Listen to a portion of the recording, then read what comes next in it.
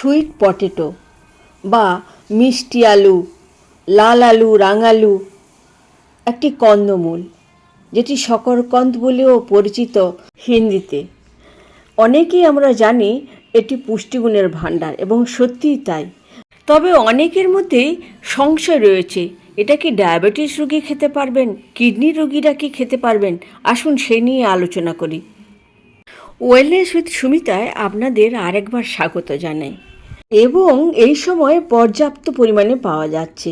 পরবর্তীকালে যেগুলো পাওয়া যায় সেগুলো গায়ে কেমিক্যাল মাখানো, একটা গাঢ় পিঙ্ক কালার, যেটি খাওয়া কিন্তু খুব একটা সুবিধের হবে না।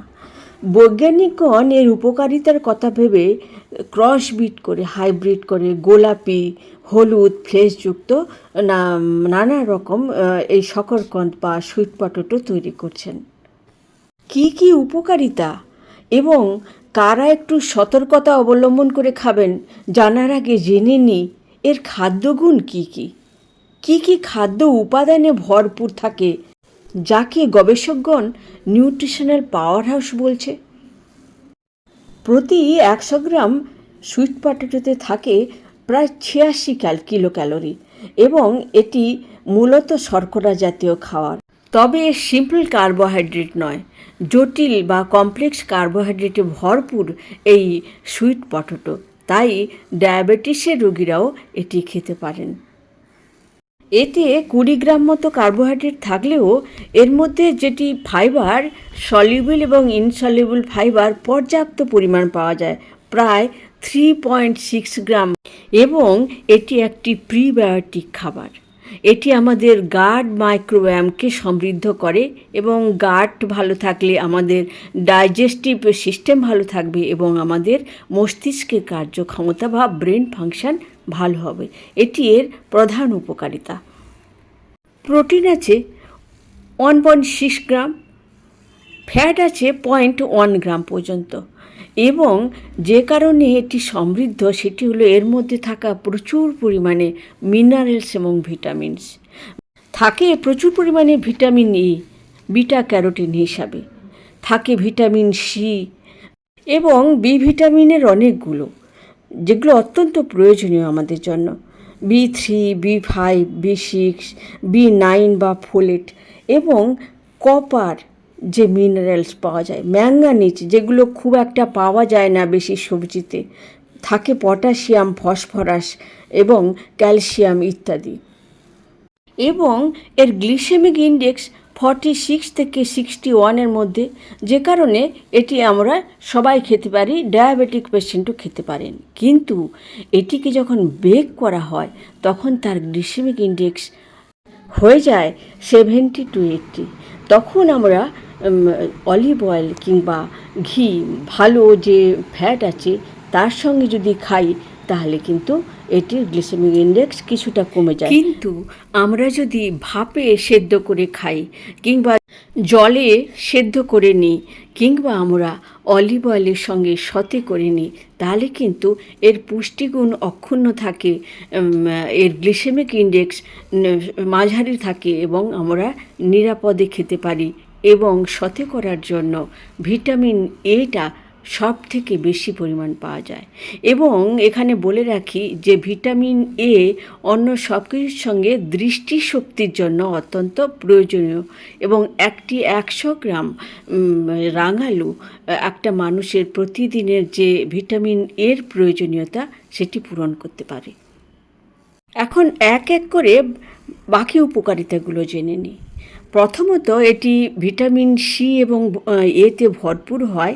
এটি আমাদের ইমিউনিটির জন্য অত্যন্ত ভালো, আমাদের রোগ প্রতিরোধ ক্ষমতা বাড়িয়ে তোলে। এবং দ্বিতীয়ত যেটা, এটি এত পর্যাপ্ত পরিমাণে ভিটামিন এ রয়েছে এর মধ্যে, যার জন্য চোখের দৃষ্টির জন্য অত্যন্ত ভালো। এতে থাকা পটাশিয়াম আমাদের রক্তচাপ কমাতে সাহায্য করে এবং এর মধ্যে যে ফাইবার থাকে যার কারণে আমাদের কোলেস্টেরলও নিয়ন্ত্রণে থাকে। এতে থাকা পর্যাপ্ত ফাইবার আমাদের যে গাট মাইক্রোবায়োমের জন্য ভালো, সেটা তো আমি আগেই বলেছি। এছাড়া এর যে খোসা, যেটা আমরা দেখি যে এটা হালকা গোলাপি রঙের কিংবা ফ্রেশ নানা রঙের পাওয়া যায়, এগুলোর মধ্যে থাকে প্রচুর পরিমাণে অ্যান্থোসায়ানিন। বিশেষ করে আমরা এই গোলাপি খোসা সহ আমরা খাবো অ্যান্থোসায়ানিনটি পাওয়ার জন্য। এই অ্যান্থোসায়ানিন একটি এমন অ্যান্টিঅক্সিডেন্ট যেটি আমাদের ক্যান্সারের জন্য, হার্টের জন্য এবং অন্যান্য অনেক কিছুর জন্য অত্যন্ত উপকারী। এতে থাকে কপার, যেটি খুব একটি বেশি সবজিতে পাওয়া যায় না। এই কপার আমাদের বোন হেলথ ভালো রাখতে সাহায্য করে, বোন তৈরিতে, কোলাজেন তৈরিতে সাহায্য করে কপার। বার্ধক্য প্রতিরোধ করে। এটি একটি অ্যান্টি এইজিং গুণযুক্ত খাবার। এর মধ্যে থাকা vitamin 3, vitamin 5, vitamin B6, B9 এগুলো আমাদের শিশুর মস্তিষ্ক বিকাশের জন্য অত্যন্ত উপকারী। সেই জন্য গর্ভবতী মায়েদের অবশ্যই এটি খেতে হবে। আমাদের নার্ভকে সুরক্ষা দেয়, ভালো ঘুম হতে সাহায্য করে। অ্যান্টিঅক্সিডেন্টে ভরপুর এই সুইট পটেটো ফ্রি র্যাডিক্যালসের হাত থেকে শরীরকে বাঁচায় এবং কোষের ডিএনএকে সুরক্ষিত রাখে, অ্যান্টি ইনফ্লেমেটরি এবং অবশ্যই ক্যান্সার প্রতিরোধক। তাহলে অপকারিতা কী আছে? অপকারিতা আছে এর মধ্যে থাকা উচ্চ পটাশিয়াম এবং ফসফরাস।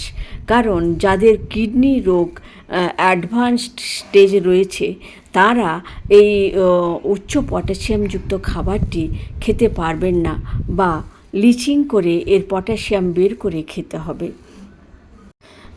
ভাপে জল সেদ্ধ করে জলটা ফেলে দেওয়া কিংবা অনেকক্ষণ কেটে জলে ভিজিয়ে রাখলে, যেটাকে লিচিং বলি, তাতেও পটাশিয়াম বেরিয়ে যাবে।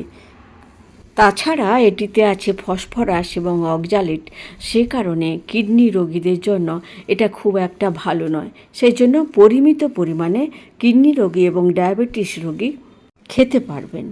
তবে অন্যান্য আর সবার জন্য এটি কিন্তু সত্যিকারের একটা নিউট্রিশনাল পাওয়ার হাউস। বিশেষ করে বাচ্চাদের জন্য সকালে ব্রেকফাস্টে একটি বেক করা মিষ্টি আলু, বা সারাদিন যারা কাজ করছেন তাদের জন্য এই মিষ্টি আলু অনেকটা শক্তি যোগাবে এবং যাবতীয় খনিজ পদার্থ এবং ভিটামিন যোগিয়ে তাদের নিরোগ এবং শক্তিশালী করে তুলবে।